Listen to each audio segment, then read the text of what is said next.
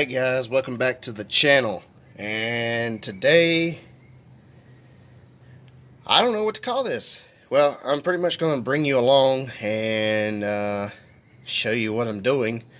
Because I didn't record nothing of tearing this down, replacing some parts, painting the engine block, replacing the water pump, the fuel filter. The fuel line hose is replaced with a filter down there before the pump so I can see what's coming out of the tank and the lines.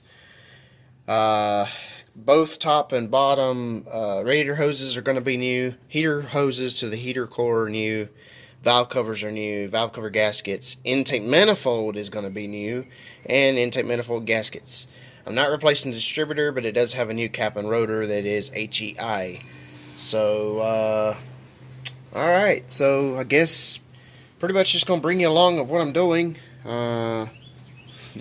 It's nothing but just a follow along, I guess I would say. I also put brand new power steering high pressure and return lines on this. Here's power steering pump. It's beat up, but it works. Flushed the system, so I'm going to put brand new fluid in it with some Lucas power steering additive, just to help for the old age and seals on this thing. I don't want it to start leaking and pissing fluid everywhere. Here's the brand new intake manifold. Not a sponsor by O'Reilly's or Edelbrock, but if y'all are watching this company, Edelbrock, you know, I'm a little disappointed here. I bought this intake, might as well say about 200 bucks. It didn't come painted. I painted it myself. That's not a big deal. But what I'm talking about is I didn't get no stickers. Stickers add horsepower, as everybody knows. There's the part number. And for 200 bucks, buying this, nothing else came with it. I would have thought that I'd at least got one sticker, and I didn't get anything. So if Edelbrock, you're listening to this, I'm disappointed, guys. I want some stickers, because I like to have stickers put on everything.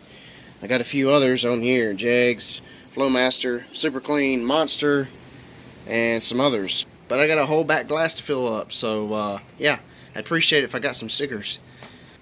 So, we're going to put this bad boy on with a new thermostat and everything, put it back together after I clean the engine block, and put this back on. The carburetor needs to be rebuilt. I don't know if I'm going to show that or even do that yet. I've got some other stuff to work on. That's a lot of the reason why I have not really recorded much of anything I've done. I'm trying to just get in here and get it done, knock it out, and be done and move on to the next. Yes, this is my personal vehicle. It started with a simple coolant issue, and well, now it's escalated into new valve covers, a new intake, water pump, everything. But anyway, no sense complaining about it now. I'm going to go ahead and clean the ports and the surfaces of the block, the passages, and then we'll set the gaskets down, and I'll probably return after I get the intake set down on the block. I've bought tons and tons of things, and little things like this add up big time. When I first took this apart, I was going to reuse the original intake. I was not planning on buying another one, but I wanted to delete the emissions bullcrap, including EGR valve and whatever have you. And then I noticed how much of a boat anchor that intake was when I pulled it off. That son of a gun is heavy. That is not lightweight whatsoever.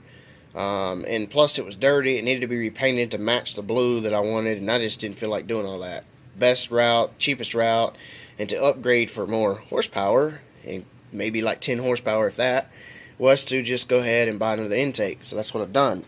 Got clamps, we got bolts for the intake, we got plugs for the intake, valve covers, clamps. I've already done that side. This side's not done yet. It's still got to be cleaned. Somebody used RTV the last time they were in here, and there's no telling when. This was only a one-owner truck, as many of you know. So there's no telling. But anyway, here's the new intake. There's the old boat anchor intake. But the old gasket. Also got a new throttle body gasket. Or not throttle body, base gasket for the carb. So I'm going to go ahead and tear into this and get this cleaned up, and we'll be back. Alright, so now the surfaces are clean. I can now feel comfortable about putting the gasket, intake manifold gaskets on both sides, and put a bead of silicone by the Right Stuff Primitex, I think is what it's called. Yeah. And it's a black gray color. Use it for intakes, oil pans, water pumps, etc. It works in 90 minutes anyway, so that's the good thing about it. Anyhow, before I put the gaskets along the wall of the head, I want to put a thin, I mean a very thin coat around the passages of coolant. Here, here, and that one, and that one. There's 4 spots. And these are the EGR valve holes in the middle. I am going to just put silicone all around every one of the ports, but a little bit more around the parts of the coolant passages, just to be on the safe side that it's going to seal and not leak. If it leaks into that, mixes coolant and oil, and you know what happens after that. Chocolate milkshake, bye-bye bearings. So, I'm going to go ahead and do that. And I cleaned the head off for the valve cover gasket to go on in the new valve cover. So we got that going. And here is the valve cover gaskets that I got. They are cork. I didn't want the rubber. I don't think I can even get rubber. And even if I can, the rubber material type just don't seem to do well as good as cork. You can actually take cork off and put it back on as long as it ain't wore out too bad if you got issues.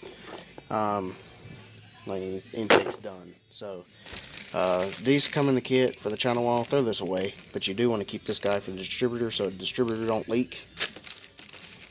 If you're keeping the original manifold and you want the EGR valve and all that emissions bull crap and you want it to breathe, use those. I'm not. I'm keeping all that blocked off because I don't want the hot exhaust heating up the manifold. Here's the bolts for the intake. There's the part number 4652 or 46S2, something like that. So it looks like. Small block Chevy V8. Come on, phone. Camera does not want to focus today. Here's the Primitex stuff. It's like, I think it was like 8 or 12 bucks at the store. Separate from that. I don't have a fancy shop, so don't, just excuse the mess, but MS903142 is the part number for the intake manifold gasket set that I picked up. I think it was like 20 or 30 bucks for that. And then it comes with all that, just like that. But like I said, don't use the channel wall gaskets. Use Primitex material instead, because you'll probably have a leak later on down the road, and I don't need that. And you probably would not want that. Also replace the oil pressure switch, because that was bad. So went ahead and done that while I was in here. Might as well. There you go. Channel walls are done. Intake manifold gaskets are in. They're all set in. It ain't moving. Now it's time to set the intake on, put the bolts in, and torque it to spec, which is like 30 foot-pounds. Alright, so now the intake's on. It's mounted down. It's torqued to spec, 30 foot-pounds. Start in the middle, work your way out, and then just double check and make sure it's torqued and tight. Here's the next thing. Alright, so I got the new valve cover gasket in. The valve cover's on. I'm just now putting the bolts in it. The factory valve covers are shorter. They're not as thick. Okay, that's an issue. Secondly, when you go to get these bolts that came with factory of the truck are too dang short. So you go to the parts store and you get longer bolts. Alright, so this is what you get. This is the shortest that I could find that they had in stock, so I could get this done. See the difference? Big difference. Alright, and these are aftermarket, and I don't want them to leak. They could be warped. They're from Facebook Marketplace for 40 bucks is what I paid. So I got one of these. It's called a valve cover clamp. Now this will help hold the valve cover down as well as make a spacer, so to speak. So it will shorten the bolt, so it'll tighten the valve cover down and actually hold it down, because the holes that these screws, bolts go into the head are not that far deep, so they can't be that long. They've got to be around that short, or at least half of this. So what you do is you add 2 washers, then the valve cover clamp, just like so, and then you got just a little bit left. And if you compare that with this bolt, it actually is about the same. So yeah, so that's what I'm doing, putting these back on. I'm actually putting the engine back together finally. Valve covers are on, they're bolted down, distributor's in, it's bolted down. I have it marked so I keep up with how exactly it came out, so I can put it back in exactly how it was, so I don't get the timing off. So now it's time to get the plugs, thermostat housing, all that stuff transferred from the old intake to this one. Put the carburetor on it, base gasket, and tidy up some wires and stuff. Put the accessories back on, and then you fill it up with coolant and stuff. Alright guys, so it's been a couple days since the last video, or last clip that you've seen. I put the alternator bracket on so I could hook up the negative side battery terminal to the block. There's no alternator, no power steering, no water pump, no coolant, and no fan shroud. The belts are not on. None of that stuff's hooked up yet. Only thing that's done is PCV valves hooked up, thermostat's in, it's bolted down, valve covers are on, intake's on, distributor's in, plug wires are on, cap and rotor's back in, and then I had to go and order a spacer for the carburetors. You see it's a little higher now because the dual plane intake does not fit the Quadrajet 4-barrel. The ports are different, so I had to go buy an adapter to fit my carb to fit the intake. Yeah, it was a smart idea buying this whole intake. But anyway, now the fuel line doesn't fit. It's too short, so I got to figure out what I'm going to do about that. I'm not sure yet. I'm thinking about cutting it and putting a rubber hose in between the line right down here and not over the motor or nothing, so if it were to leak it would go down and not up over the intake that's hot. But anyway, I hooked up the battery. I got some gasoline I'm going to pour down its throat. The fuel pump's unhooked down here, so it's not going to pump anything out. And just see how it runs like this before I finish everything else. I want to make sure that the timing's good and how it runs on the setup. So I'm going to fill the bowls up, whatever I did with the... What did I do with the bottle I had? It's somewhere. Here we go. Just your local, usual, basic barbecue, dispenser here. Let's pop this off and fill the vent tube up. I guess I could go ahead and try to turn it over just so I can make sure that the timing's good so it's not popping, backfiring through the carburetor. But there's no gas in it, so let me turn it over and see what it does. Make sure the battery's not dead.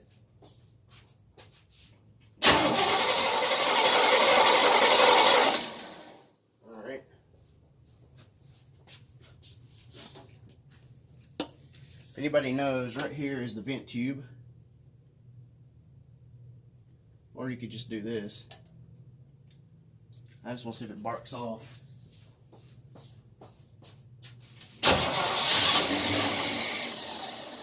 Oh yeah. She's ready to run.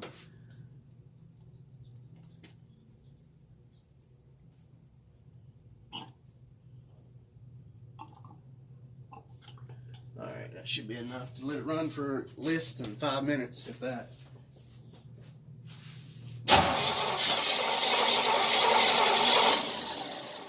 Come on, girl. What's wrong with you? Got a loose spark. The battery's dying because of the alternator's not hooked up, and I haven't come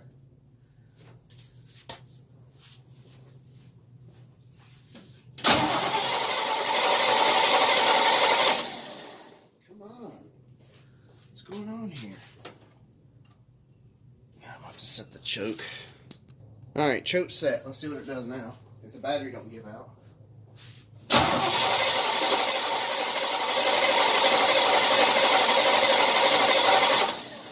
What in the heck is going on?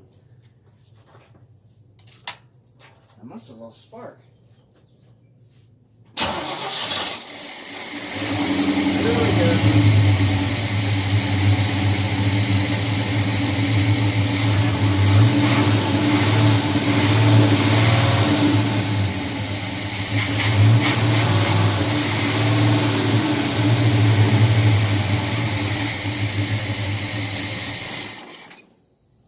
Good news is it didn't smoke anymore. It used to smoke really bad when you first fired it up, and I didn't see nothing. As anybody knows, I don't like dealing with gas. Past experiences, that's why.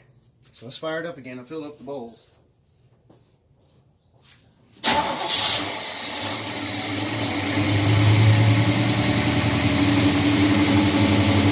some smoke. Not much, but there's some.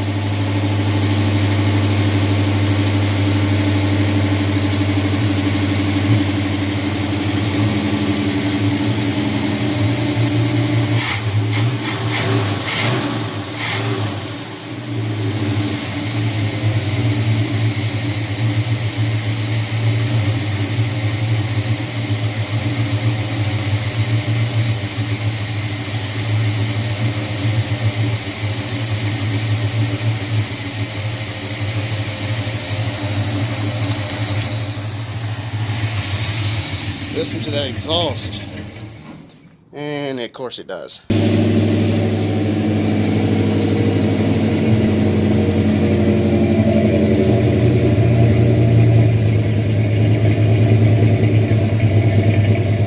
Oh yeah, sounds a lot better. Took care of that mist that it had. Used to have a misfire. I guess that intake was leaking before.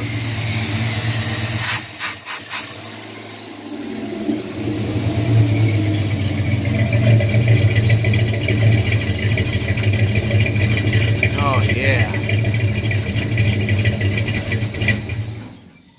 God, that sounds good.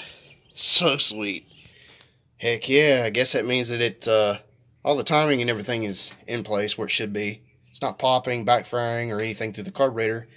Intake seems to be sealed. It sounds so much better. It just sounds so much more healthy with this intake and everything. But I'm gonna go to the junkyard. Don't know if I'm gonna do that in this video, but I'm gonna go to the junkyard, see if I can find another fuel line, because this guy here is too short, and I don't necessarily want to cut it up, because once I cut it, that's it. But if I have to, I will. But pretty much it's plain. Come on. Alright, so it's in that hole. You see the difference. It's not that far away from it.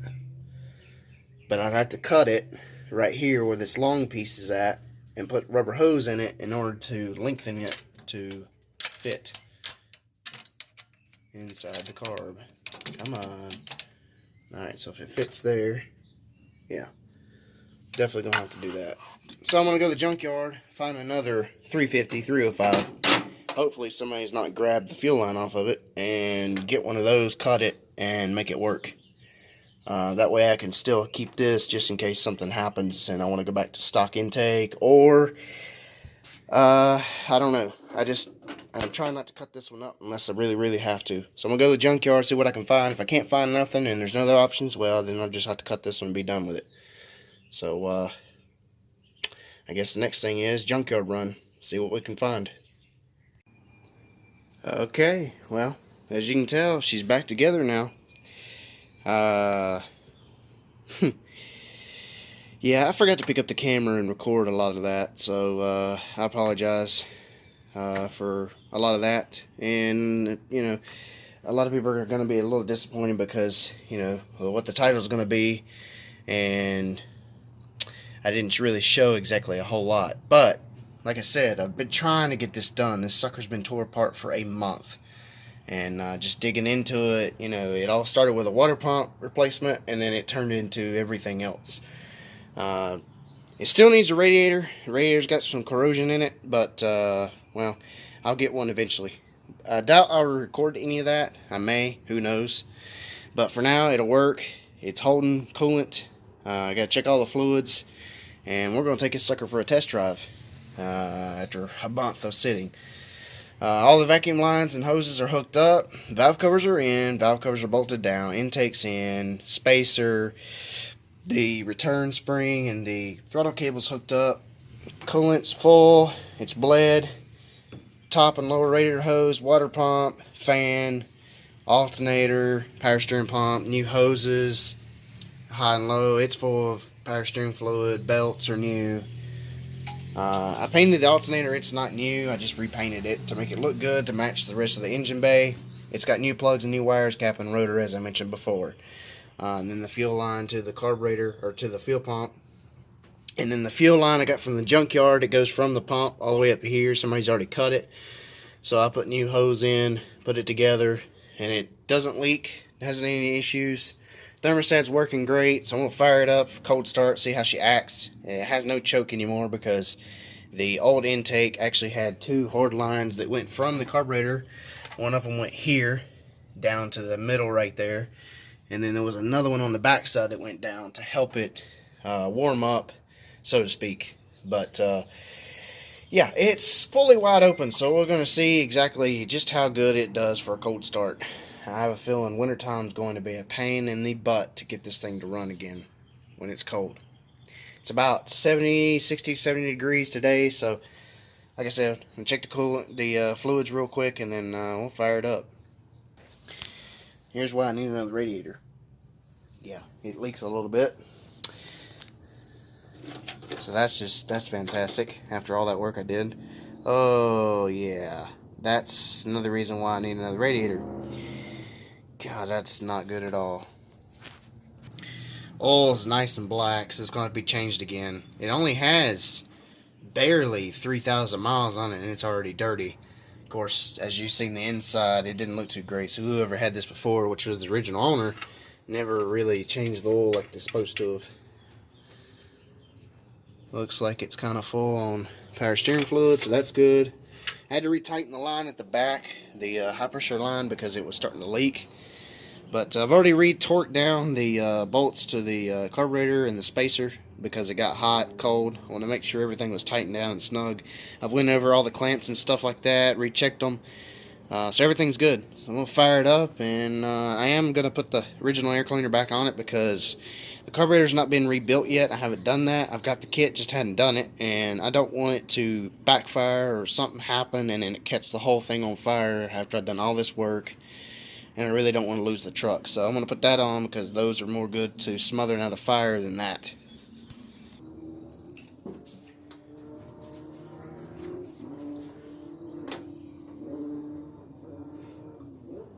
Making sure the belts are tight. I don't want no squeak or squeal. That's one thing I hate about V-belts on a vehicle this old, is you can never keep them tight. They always end up coming loose.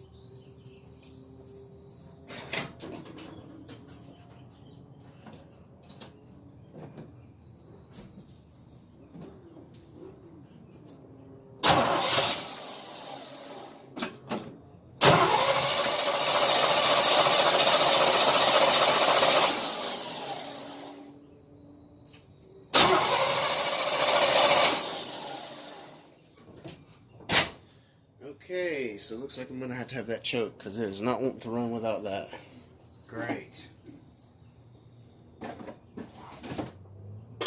Awesome sauce.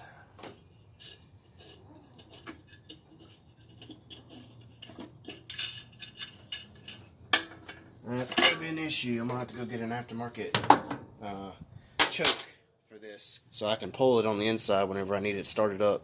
Alright, that should do it. If it ain't flooded.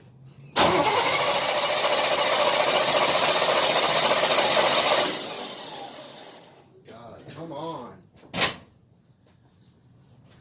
Damn carburetor shit.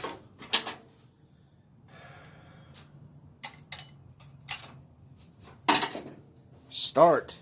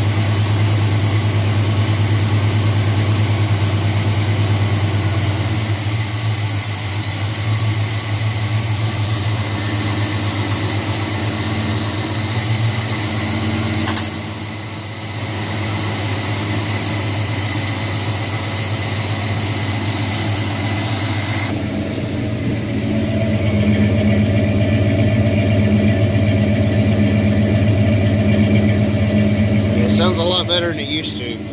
A lot more smooth and clean. Hopefully there's no more misfires like it used to have.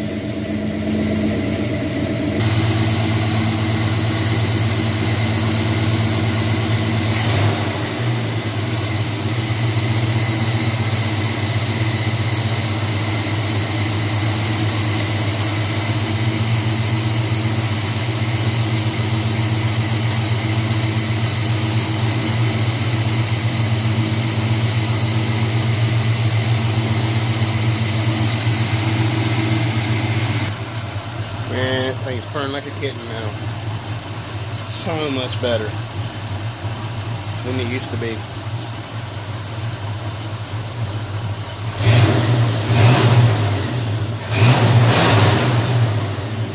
See, the motor torques now. Some more responsive. Like I said, still got to go through the carburetor. I don't 100% trust it because the last time it was running before I tore it all apart, I had issues. It was cutting up on me at throttle response and popping through the intake, so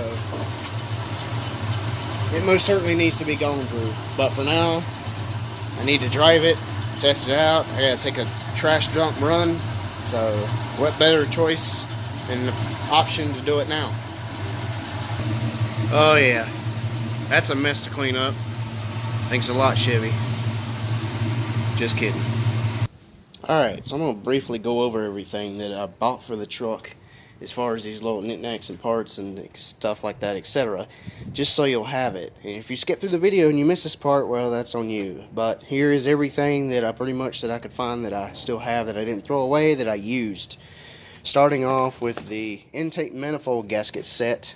That is the part number MS903142.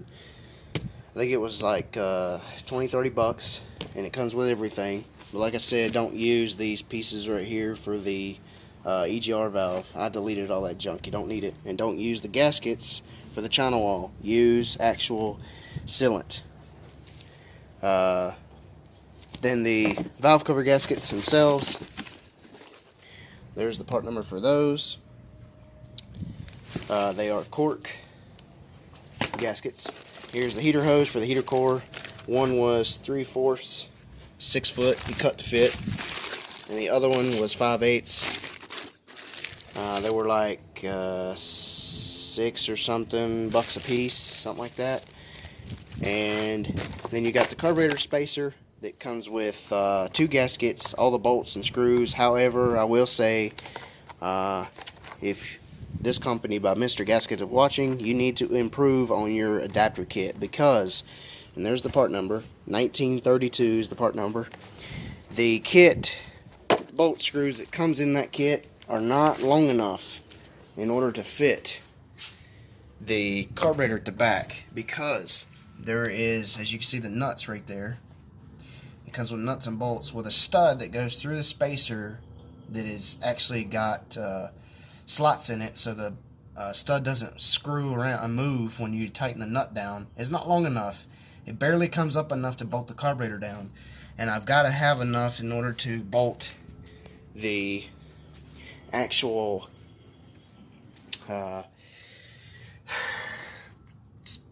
throttle cable and the return spring on, and they bolt to the back of the carb.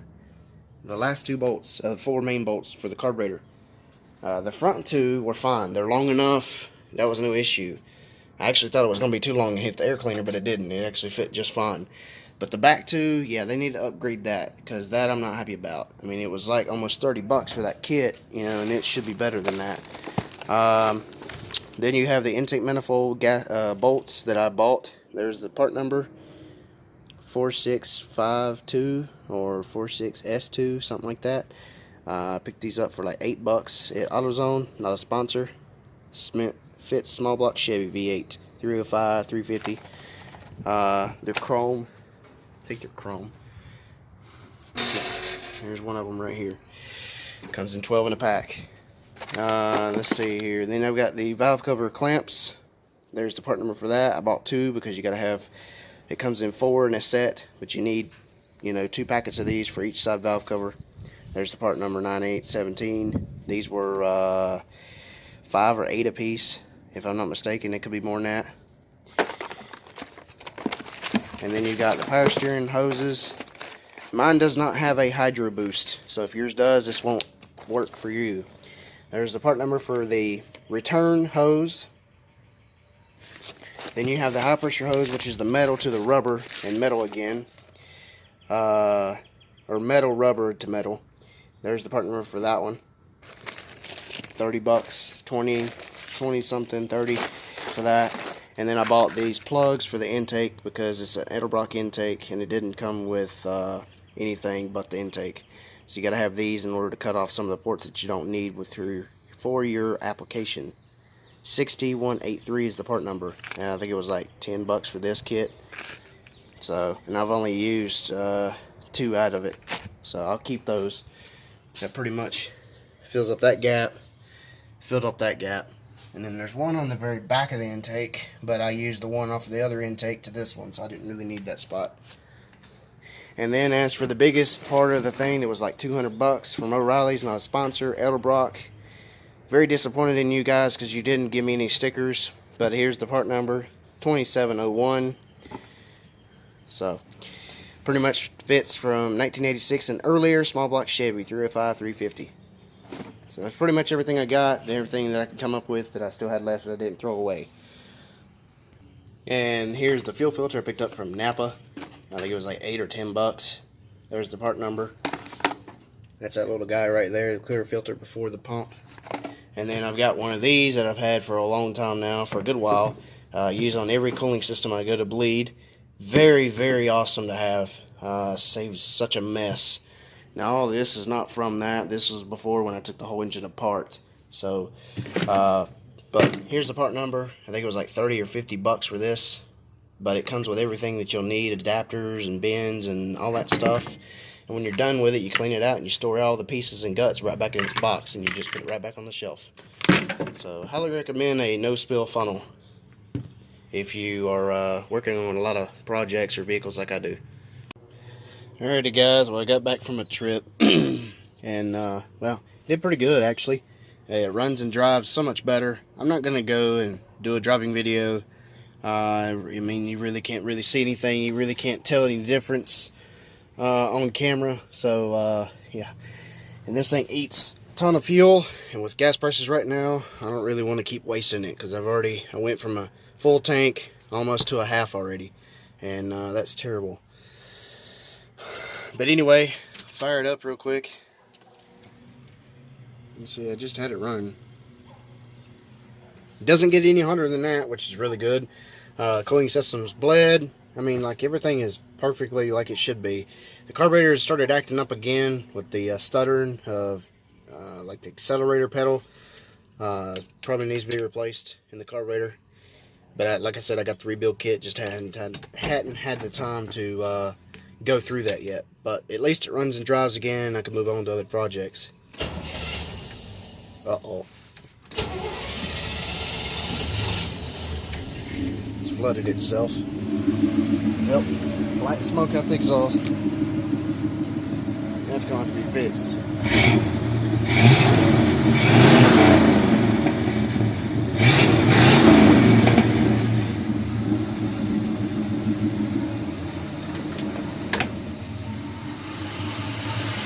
Yeah, it's going to have to be addressed for sure. But, like I said, just needs a radiator. I got to change the oil again. And then there's like a few little things that I want to do to the truck. I mean, there's lots of other things. I want to get a cowl hood for it. I want to put headers on it. I want to have true dual exhaust with headers. It needs a battery tray. I want to paint the grill black and then paint the middle part yellow or silver or something. If you have any comments or some good ideas of what color to paint this right here, the bow tie, leave it in the bottom in the comments. I appreciate it. I'm thinking either yellow or blue because the grill, like I said, I want to paint it black. They got fog lights on it. They're not hooked up, but they are installed. It's got HID headlights, new tires, and new brakes. Well, if you have any questions or comments about anything in the video, about the truck or anything, I'll be glad to help you out in any way I can. like this video, give it a big thumbs up. Appreciate it. Like, share, subscribe, notification bell on, and I will catch you in the next one. Thanks for watching, guys. I know this is a crazy video, and it was cut up and not really full in depth like I wanted it to be, but you know, it is what it is. I'm trying to do better on that stuff, and there'll be more content coming on this truck, but stay tuned for more. Thanks for watching. Have a great day tonight. I will catch you in the next one. Stay tuned for more.